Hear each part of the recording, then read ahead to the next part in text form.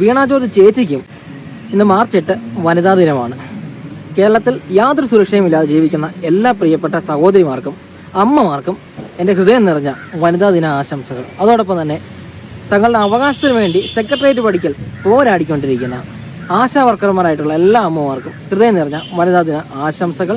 നിങ്ങളുടെ സമരത്തിന് ഐക്യദാർഢ്യം അർപ്പിക്കുന്നു. നമ്മുടെ പ്രിയപ്പെട്ട മന്ത്രി വീണ ജോർജ് ചേച്ചിക്കും വനിതാ ദിന ആശംസകൾ. CPM-ൽ സ്ത്രീകൾക്ക് സുരക്ഷ ഇല്ല എന്ന് പറഞ്ഞ മുൻ SFI സംസ്ഥാന പ്രസിഡന്റ് ശ്രീമതി അനുശ്രീക്കും വനിതാ ദിന ആശംസകൾ. പുരുഷന്മാർക്കെതിരെ വ്യാജ പീഡന കേസ് കൊടുക്കുന്ന വനിതകൾ ഒഴികെയുള്ള എല്ലാ വനിതകൾക്കും അതോടൊപ്പം തന്നെ ഒരു കൂട്ടർക്കും കൂടി ജനിച്ച ആ നിമിഷം മുതൽ വനിതകളായവർക്കാണ് എൻ്റെ വനിതാ ദിന ആശംസകൾ.